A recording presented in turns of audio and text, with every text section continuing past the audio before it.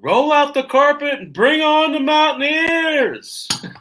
It didn't work so well today, right? I'll tell you, it's always when that 30-second clip comes on, that's when I feel like it's kind of like, I don't know if it does anything for anybody else, but I kind of feel like that's my walk-up music. Anyway, Chap's Fantasy Chat, Thursday nights at 8. Find me on iLogic Media. Find me on Draft for Upside. Like and share if you like the content. It's funny. Some shows are easier than others. On the surface, this is an easy show to do because currently I'm in the middle of 2 drafts. I just finished up an auction earlier on this week. And it kind of all jumbles, to tell you the truth. But so, we haven't gotten through all of the positions. So tonight I want to talk about outfield. But I did a little differently this week than I have in the past.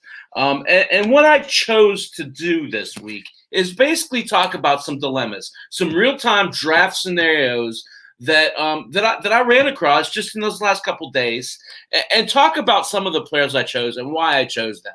We're not going to talk about, your traditional 1, 2, 3, 4, 5, 6. We're going to talk about some of that, right? But we're going to talk more about how you come to these conclusions and why I landed where I landed. So again, like I said, this is my favorite time of year. I love coming out and talking about real time as we're going through draft strategy, what the thought process is, right, wrong, or indifferent, right?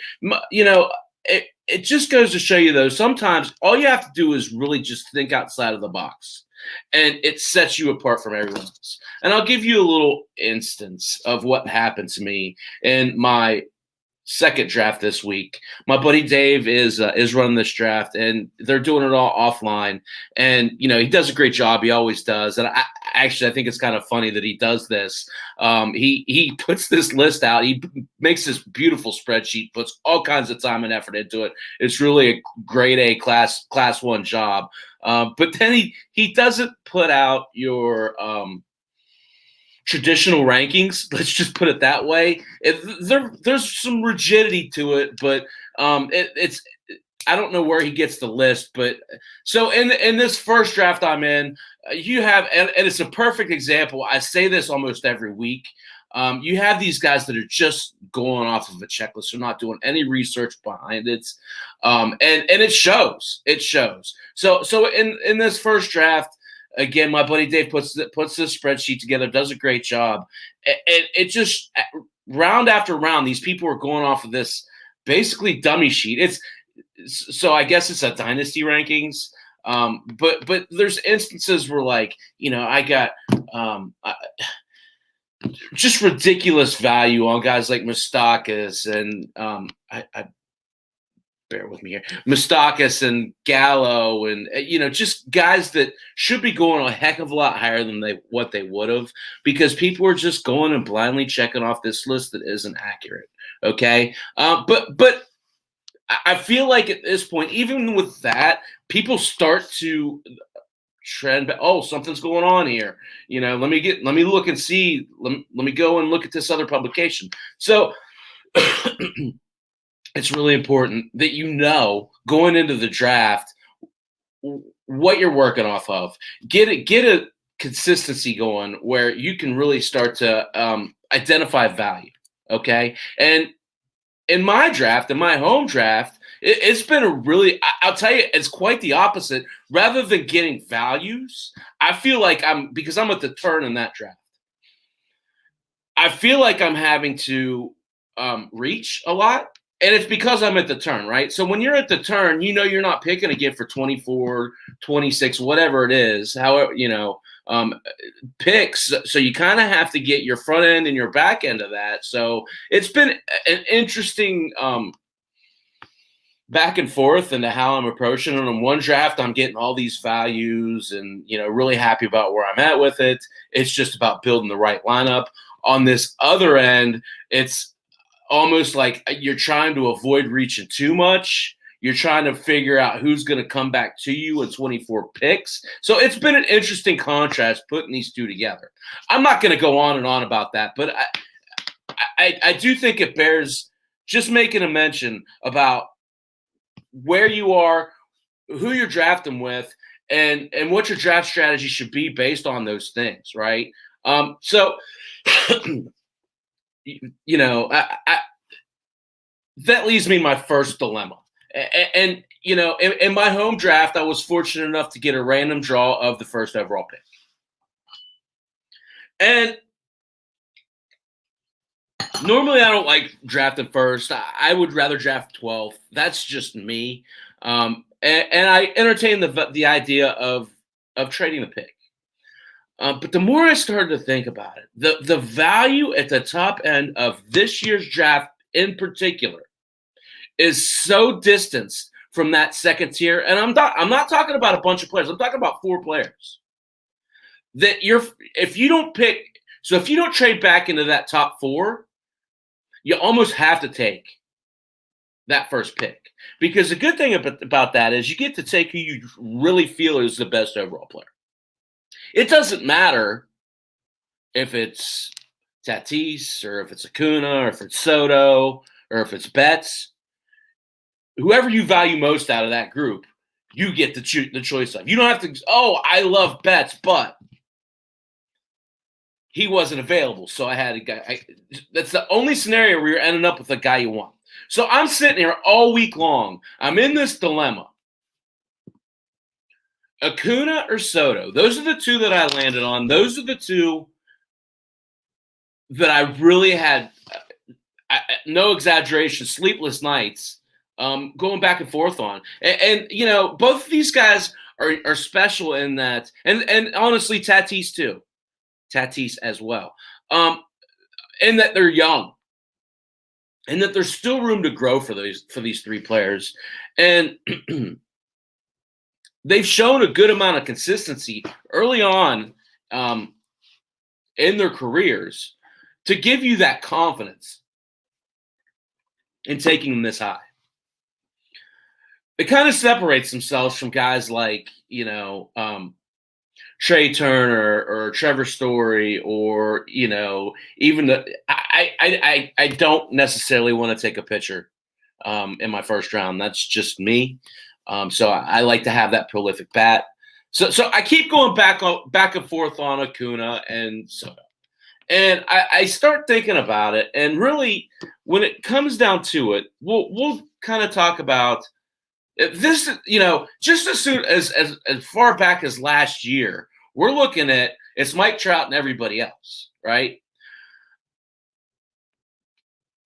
It's changed sharply this year. It's changed. Acuna, at 23 years old, is pretty special. You know, you think about the pros for drafting Ronald Acuna. There's so many of them, right? You're talking about a guy who has potential 50-50, a true potential 50-50. He's voiced the want and desire to do it, to steal all those bases. He's voiced the want and desire to break records, to be that generational type player that, you know, often takes away from some players' skill sets because they can't handle the pressure. Acuna seems to like it. He's shown us some of what he can do. He's already broken records. He's already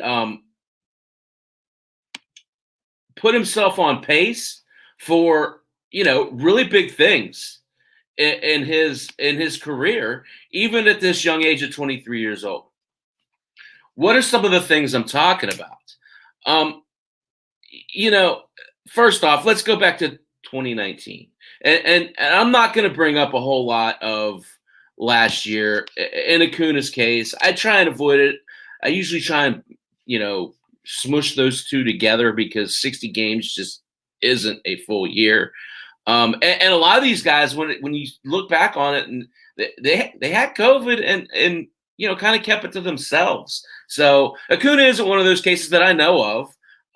But you look back to his 2019 season, we're 41 homers and 37 stolen bases as a 21-year-old. A 280 average, a 365 OBP. This is an OBP league that I'm in, by the way. OBP in total bases. It's a 6x6, not average. So, again, 293 is a rookie. You look at where he could go this year. The want and the need for him to really create a lot of his own offense. Not that the Braves are going to need it. They certainly have plenty of other weapons. But I feel like this is the year that they kind of have to let him be the catalyst that he is naturally in that offense. So for me, the 41-37 that he put up back in 2019 seems to be a bit of a floor. And, again, I just have a hard time believing that a guy that has a desire to break these records, to do these things, isn't going to be, if he's totally healthy, putting himself in a position to rack up stats. Those are clearly important to him. And that's what you want out of your number one overall pick. The thing about Acuna for me is, one of the things about Acuna, the runs. So you look back, again, as a 21-year-old, he scored 127 runs. Now, I talk a lot about runs when it comes to creating a strategy for your draft. It's kind of one of those forgotten stats in that everybody gets all worked up. Everybody gets all worked up with home runs and RBIs. They kind of forget the stolen bases and the runs a lot of the times. At 127 runs as a 21-year-old, and in an offense that's improved, right? Austin Riley is older, more mature. Ozzie Albies is older and more mature. Travis d'Arnaud had a great season last year. Freddie Freeman, the NL MVP. You have Marcell Ozuna, who's coming back for his second year in Atlanta. Didn't get the full year of that with him and Acuna last year. So there's some things there where there's room to grow for Acuna. I feel like, to me, so going back to 2000, Jeff Bagwell scored 150 runs. That's a lot of runs, guys. I feel like it's not out of the realm of possibility for Acuna to approach that this year. And that's important. That's the part that I struggled with. Because the next guy, I'm getting ready to talk about Soto, and you guys see what I'm wearing. I think you know where I'm going with this, right? The big pro for Acuna is the run stolen base attribute. And those are big. Because you can get those later. But you can't get them with the homers and the runs and the average as well. That's where the fall off is. So in Acuna, we're talking about a 50-50 potential guy. We're talking about a high average, 270, 280, maybe 290 or 300. We're talking about a relatively high OBP, not outstanding by any stretch of the imagination. But you would have to think, as he matures as a hitter, he's going to start getting more and more the Barry Bonds treatment. I feel like it's Acuna's job once he gets on base, if he's intentionally walked or if he's pitched around, he needs to turn that into a double. That needs to be his MO because they are going to start pitching around him.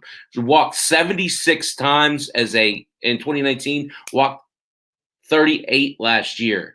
406 OBP last year was pretty darn good. Pretty good. So we'll see how he builds on that. That's the big question mark, though, especially when comparing the two. The other guy in this equation for me, Juan Soto, again, kind of seems like a 10-year veteran, doesn't he?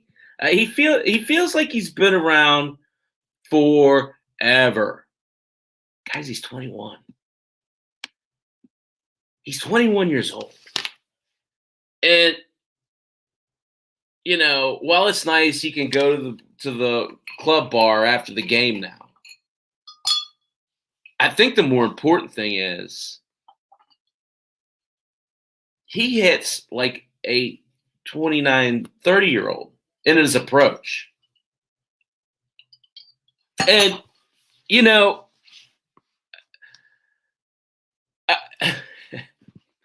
he's starting to get pitched around because he's so dangerous.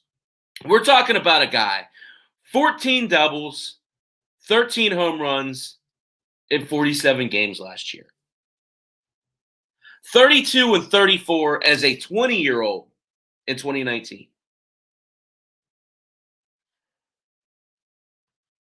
The thing, though, to mind with Juan Soto, I talked about Acuna. Acuna was walked 76 times in 2019. Seems like a lot. I don't know. I don't track walks. Some might think I do. I don't.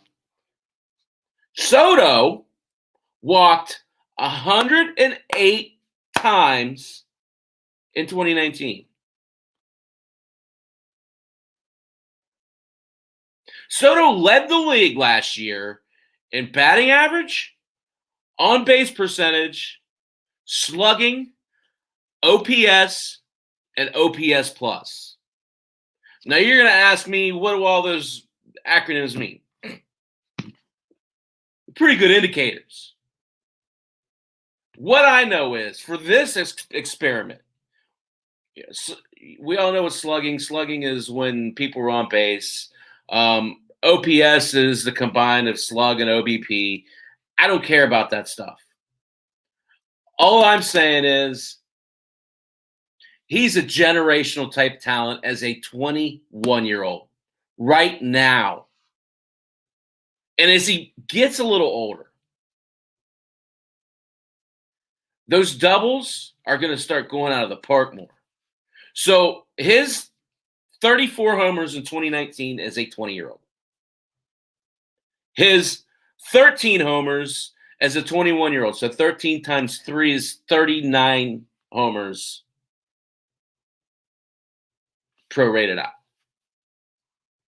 Are only going to grow because those 32 doubles, those 14 doubles are going to turn into home runs as he gets stronger. I mentioned Barry Bonds. I know that's lofty. At least initially it seems lofty. But I think it all kind of brings, for me, for some, fond memories back to just how good that guy was at his craft. We're talking about a guy that would see one pitch a game and he'd put it in McCovey Cove. Consistently. The only guy that I know of get intentionally walked with the bases loaded. And it happened multiple times. This is the type of talent we're talking about with Juan Soto. Now, I know what you're saying. You're like, all right, Chappie, you're just getting ahead of yourself, right? Maybe so. Probably not. Go and look at his OBP from last year. His on-base percentage last year as a 21-year-old was the best OBP by any player since 2004. Any guess who that player was? You named it. Barry Bonds. And the thing about it is, it's not just OBP. That's when I started digging into this. It really opened my eyes. Last year, Soto's slug percent was 694. No other player had a higher slug percent since 2004. Barry Bonds. Again, to be clear, he led the league in batting average, on-base percentage, slugging, OPS, and OPS plus. Excuse me.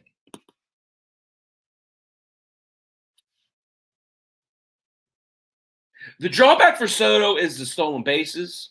He says he wants to run more. He has the ability to run more. He had 6 last year. He had 12 in 2019. So we're looking at maybe 15 stolen bases. But in the grand scheme of things, when it came down to it, and again, this is a keeper league, it quickly became a no-brainer that I had to keep Soto. And it's going to look weird some nights. There's going to be nights where he's 0 for 2 with 3 walks and 2 runs. But that's okay, because there's going to be nights where he's 3 for 3 with 3 homers and 6 RBIs too.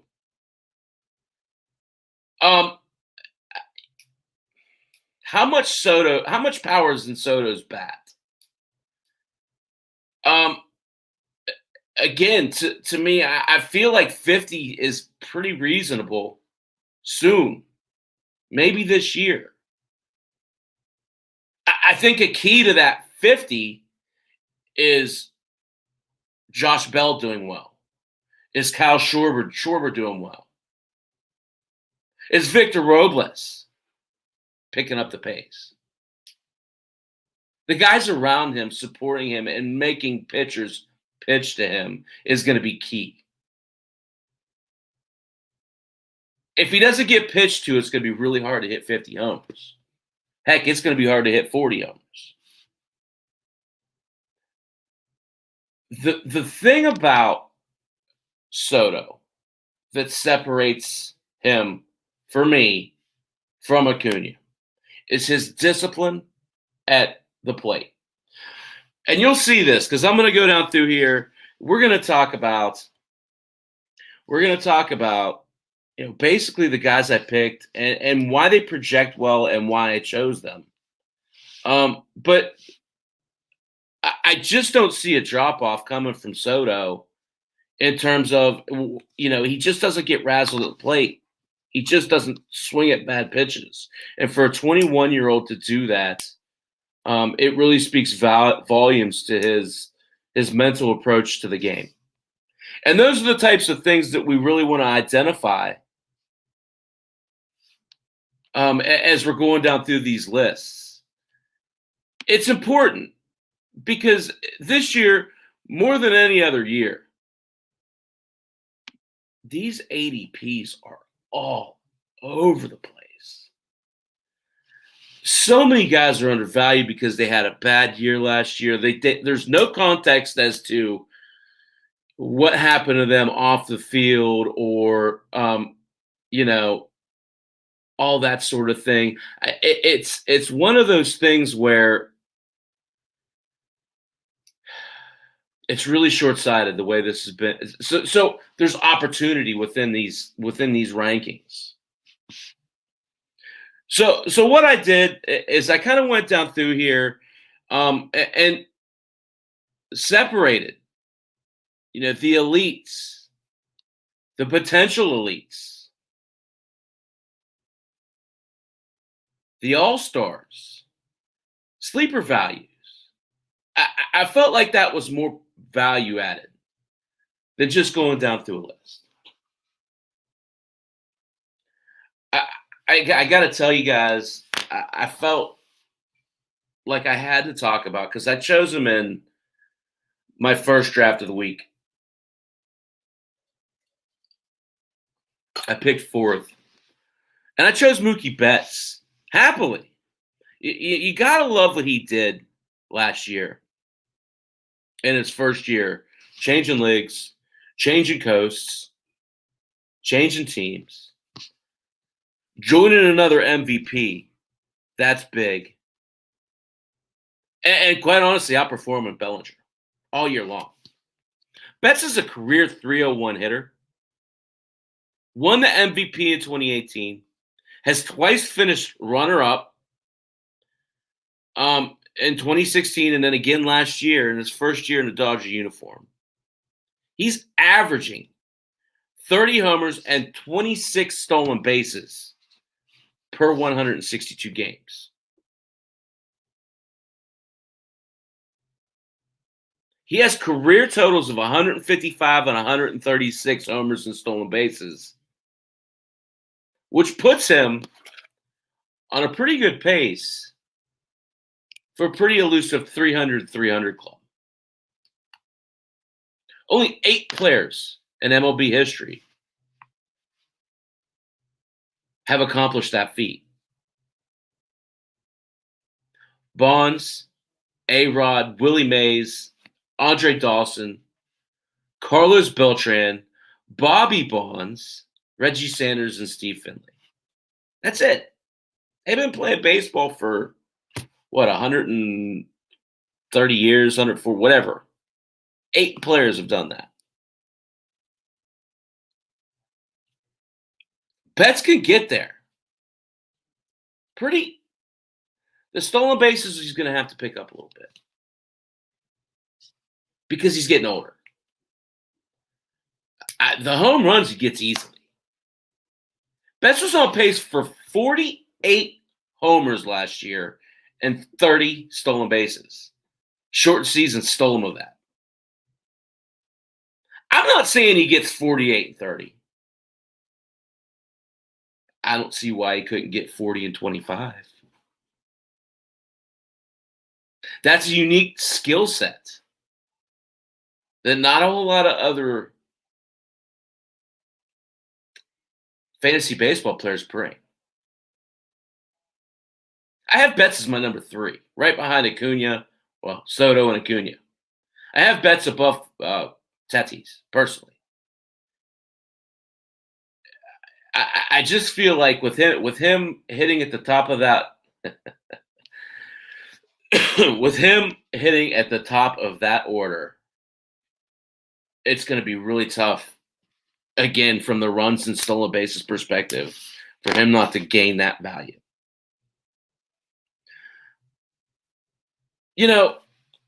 Mike Trout's interesting. Currently have him as my 4th outfielder. Average ADP is right under 5. But here's a guy who last year was undoubtedly the number 1 fantasy pick in the sports. It wasn't that he regressed.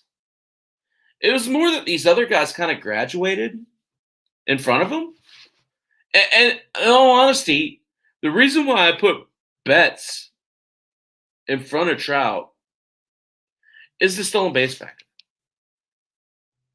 Clearly, if you look at what Mike Trout's done these last couple of years, he's quit running.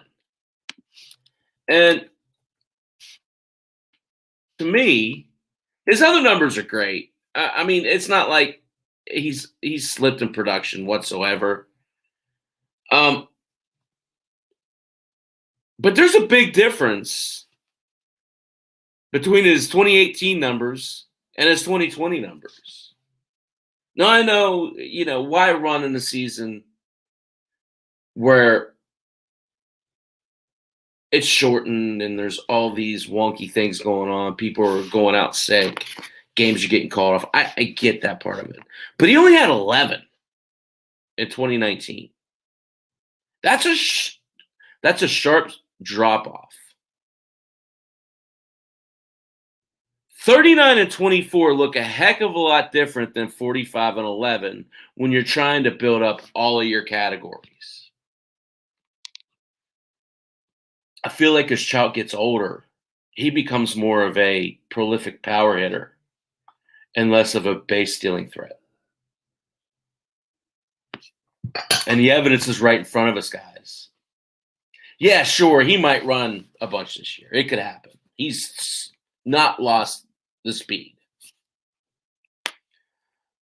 But when you're making half a gazillion dollars or whatever, 300 and whatever million dollars, why run? Why put yourself in that position? So that's why I personally have bumped Trout down. He's still in that top tier, right? I talk about tiers all the time. He's just the last guy in that tier. And in all honesty, I have Tatis over Trout in the overall scheme of things. I have Trout before the pitchers. Christian Yelich. A little grain of salt here, right? 29 years old. 1 year after leading the league in, just like Soto, batting average, slug, OPS, and OPS plus. For 2 years, 2018 and 2019. Yelich crashed and burned last year. Career low in batting average, an OBP. My take on Yelich,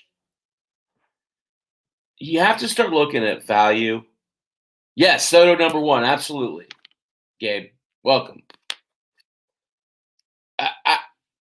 You have to think about Yelich and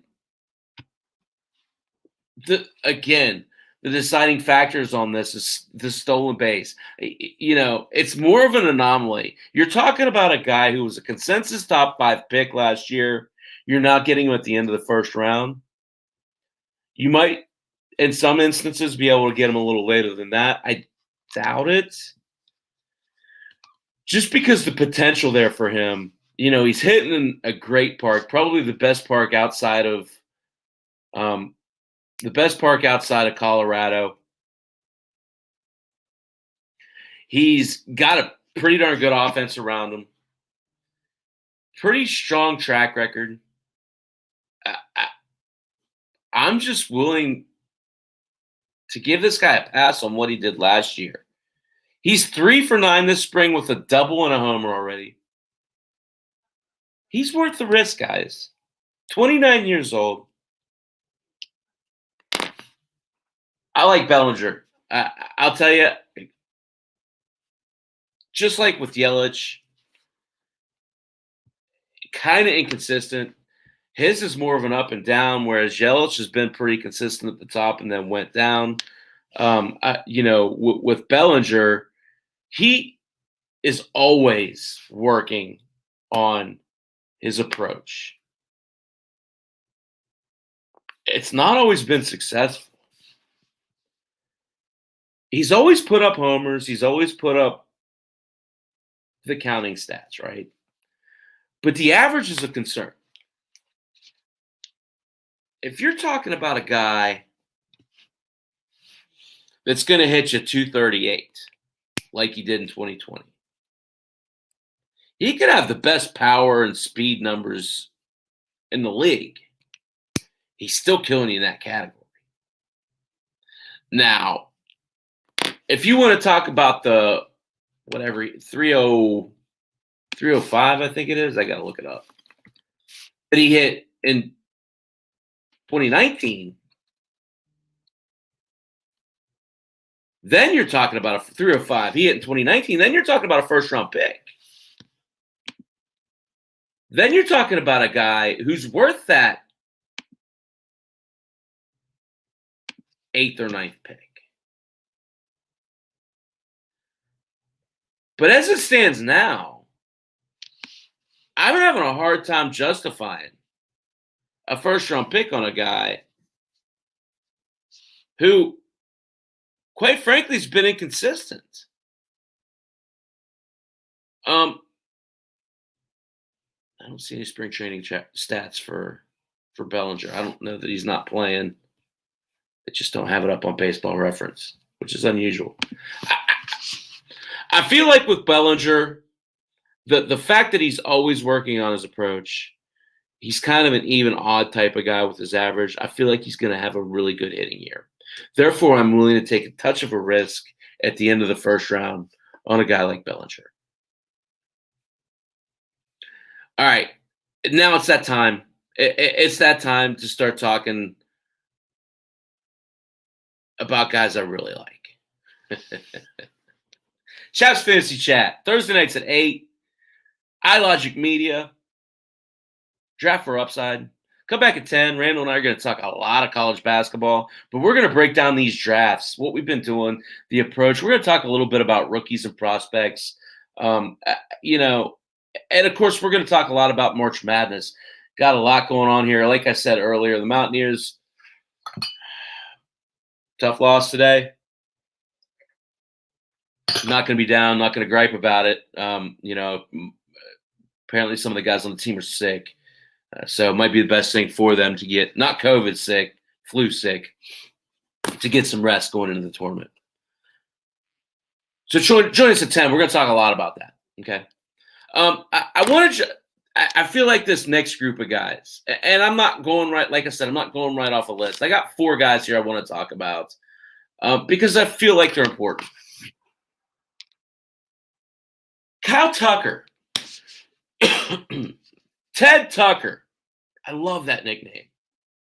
It's so like it's such a baseball nickname, right? Because it was given to him by when he came up as a rookie. It was given to him because he was given a comp coming out of college of Ted Flippin' Williams. How do you live up to the best hitter in baseball, right? I mean, come on, man. So all of this, Houston, they've got a lot of veteran presence, right? They give him this name of Ted Tucker, with the thought process in mind that he was, comped out to Ted Williams. Well, that's, to me, I got to be honest with you. I don't think he's as good of a power or an average hitter. Obviously, you see my age. I never saw Ted Williams play. But I'm also a historian. My dad was a baseball coach, and I kind of grew up around the sport. They used to say Ted Williams tried to count the seams on a baseball as it's coming into the plate. They used to say Ted Williams could smell the smoke of the ball and the friction hitting the bat. Ted Williams was he was a pioneer of spin rate and, breaking down strike zones. And before any of the technology was available for him, he did it all in his mind. So when you bring that comp of Ted Williams to anyone, the baseball historian has to be like, that doesn't sit well. Kyle Tucker, to me, may never hit 320 or 330. That's fine. Heck, he hit 268 last year. I can live with that. 9 homers and 8 stolen bases. You're looking at a 25-25 guy here as a floor with potential for a lot more. He kind of got passed over with Alvarez. And, he came up a little early. There's a hole in his swing. You could see that pitchers were getting him up and in on hard stuff. And he had a hard time adjusting to it. Well, give the guy credit. He's done that. I feel like 30-30 is going to be pretty reasonable for this guy who is going to be the cornerstone of that offense, this next generation Houston Astros offense. It's going to be him and Jordan Alvarez as the cornerstone of that offense moving forward. So you're talking about a 3-hitter, because Alvarez will hit 4, who's going to steal bases, who's going to score a ton of runs, and it could happen as soon as this year. I love Kyle Tucker. And I feel like, let me try and bring this up real quick. He's being severely undervalued. We're talking about maybe as soon as next year, this guy being a first-round pick. Because if we're just being honest, you can narrow down the list of guys who have 25-25 potential with plus batting average to about that many? 3? He would be 4. That's the type of guy you're looking for. Now, he's already getting a lot of love. 37.6 is his ADP. If he repeats what he was on track to do last year, this year, you're talking about a first-round pick. To me, that 37 is a value, given the trajectory of where he's going. Still young, 24 years old. I love Kyle Tucker. I love Kyle Tucker more at that price.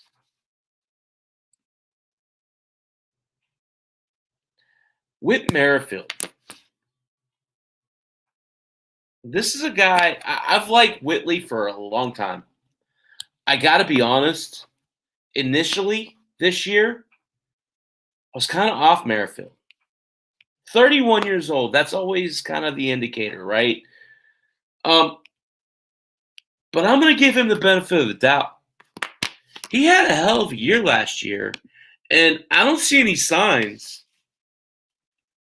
of that letting up. So it looks like he's going to be lined up as the everyday right fielder this year. Hit 282 last year with 9 homers and 12 stolen bases. So projected out 27 and 36. That's really good. He's dedicated himself to running more this year. He wants to be more aggressive on the base path. Ding, ding, ding, ding, ding. That's when the indicators go up, guys. That's when you listen. You're talking about a guy who's projected in the high 30 stolen bases, wanting to run more. And you're talking about a guy you can get in the 4th round, 42.6 ADP. At that point, I don't give a flip about his age. He's still capable, and he's got a track record of doing it. A short-term track record of doing it as well. Ran a lot last year in a short season.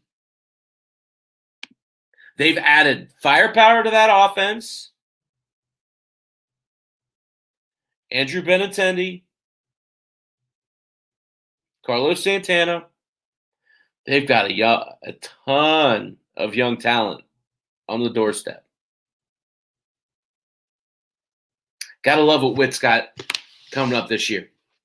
And in the 4th round, I feel like, again, if you're attacking these categories and you need stolen bases, why take the empty stolen bases later on in the draft? Why not target a guy like Whit Merrifield? Time's running out. I want to talk about 2 more players because I love these guys. And the more I read about them, the more I love them.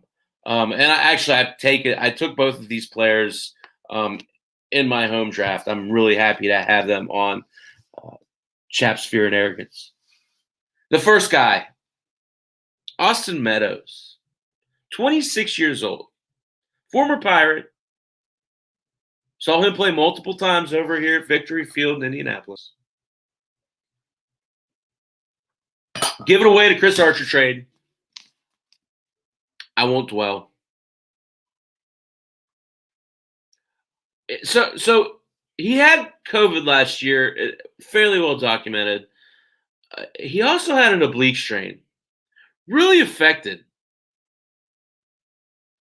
his output last year. But he didn't use it as an excuse. He didn't use it as an excuse at all. He used this as an opportunity to get better. And that's what you want, especially from someone who's still just a kid at 25 years old. Last year, 205, 4 homers, 2 stolen bases, 296 OBP. I love this kid's work ethic. So I started researching this guy. He comes into camp. This is kind of weird. So in shape, he's lost like 20 pounds. They didn't put a number on it. He's lost quite a bit of weight. Some of that is directly from the COVID. So I guess he lost his sense of smell and taste when he got infected, and it's still not right, he said. But the other part of it is drive. He wanted to lose the weight. He wanted to lose the weight to be a better baseball player. And it's funny because what he started talking about when he lost the weight, what he was able to do better, he talked about his athleticism in the batter's box. And I thought that was really interesting. It's really interesting because you don't hear that a whole lot. Athleticism inside the batter's box. What are you talking about, Austin? Well, he went on to talk about it. He went on to talk about, like, back in 2019 when he had a great season, he'd hit the ball the other way, but it wasn't out of like want or desire to. It was out of he was slower and he was late. They were talking about him the other night after, I think it was a spring training game, going into the batting cage and attacking the ball the other way. So going there purposefully, not slow, deliberate and crisp. Guys, to me, that's hella scary because you're talking about a guy who's 1 year removed from a 291, 33, 83, 87, 12 stat line. 33 homers, 83 runs, 87 RBIs, and 12 stolen bases. And he's in better shape. He's a better hitter. Austin Meadows, to me, could be a league winner. He could be the steal of the draft. Here's the thing about Austin Meadows. ADP 93, guys. 93. And I could easily see him be a second or third round pick next year. It's certainly not out of the realm of possibility of him being a first round pick. He could be mentioned in that same category with Soto and Acuna. I mean, he's 25 years old. The stolen bases, to me, and the high batting average make him very desirable. Yes, you have to project just a little bit with him because of what happened last year. But when you can look and pinpoint something, this is why he was struggling. This COVID, this oblique strain was why he struggled. I think it's honorable he didn't complain about it. I think we as fantasy owners owe it to ourselves to go out and do that little extra research. Austin Meadows, to me, at 93 is an absolute steal. Steal. And I'm not going to tell you where I drafted him. First off, I don't have it written down. I could get it pretty easily. But I'm not going to tell you where I drafted him. It was much higher than 93. And I'm fine with that. Because the upside and the guys that were getting drafted, Meadows was the better player.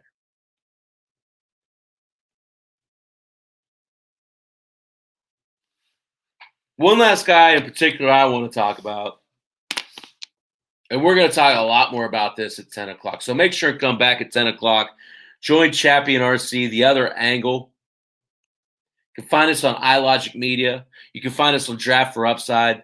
That's on YouTube. That's on Facebook. That's on, Twitch and Stitcher and all kinds of crap. I don't know. Spotify and iTunes. All kinds of great stuff. Good things going on at Draft for Upside. Thanks to Jonathan Cole, for Mark Embry, for all you guys do for this. I really do appreciate it. Trent Grisham. I got Trent Grisham last night. I was ecstatic about this guy. And I'll tell you where it started. I drafted Joe Musgrove. in my first league. And so happy to get Big Joe. Again, Pirates fan, Cubs fan. Musgrove was so good in Pittsburgh, and they just didn't have much to put around him. I'm so excited for him in San Diego. But they interviewed him after his outing the other day, and, he was talking about, first off, how elated he was to be on a team that wanted to win. I thought that was funny and sad. But then he talked about, it's good being out there with a bunch of folks who also are on the same skill level that you are on, right? And he talked about, he went right to Trent Grisham. He talked about how good of a leadoff hitter Grisham was and how he worked the count and he had a great approach. And again, in this league, I'm talking about an OBP and total base league. Grisham's 24 years old, guys. 24 years old.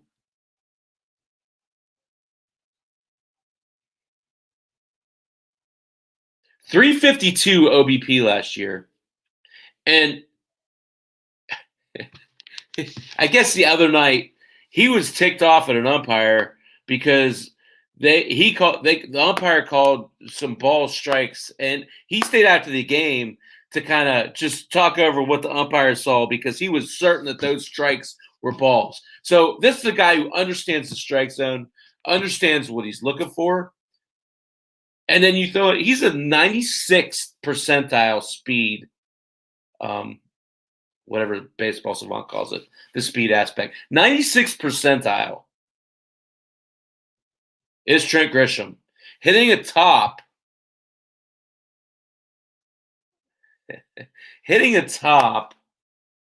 maybe the best lineup in baseball.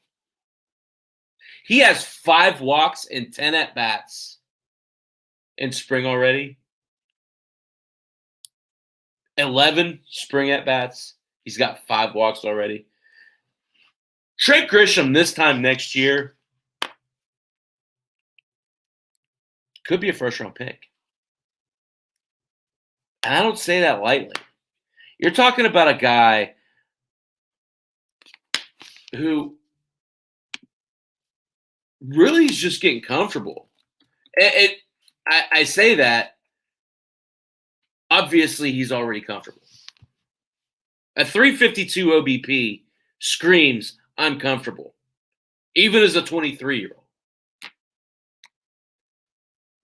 10 stolen bases last year. Projects out to 30, give or take. You're talking about a 30-30 projection just off of what he did last year. And I understand it's a little bit presumptuous. What if it's not? What if it's not, guys? I can live with 251 if you're going to give me a .352 OBP. If you're going to walk. And then steal on top of that, right? To me, Trent Grisham has some of the biggest potential of any of these mid-tier players because I could see a scenario where his batting average could raise 20 to 30 points. That 30-30 projection could become 40-40 pretty easily. And the OBP, if he's truly talking about being that disciplined at the plate, could balloon from a .352 to around a 400, which puts you in top 10 in the league category. I love Trent Grisham. I certainly love him at 68.8. Guys, as always, this hour flies by. Chap's Fantasy Chat's brought to you on Thursday nights at 8 p.m. Eastern. Draft for Upside is the family. iLogic Media is the media. I hope you enjoyed the content. If you enjoyed the content, please go like and subscribe. Find me on Twitter at Chap's Fantasy Chat. Find me on Facebook, Chap's Fantasy Sports Group. Draft for Upside. Support all the great shows and podcasts going on there. Come back at 10. We're going to talk a lot of NCAA basketball. We're going to preview. We got a big Sunday show coming up, Selection Sunday show. Come back and join us as you're watching these brackets unfold. We'll be talking about it right here on Draft for Upside. Next week, I'll talk about pitchers. Hope you guys enjoy your draft.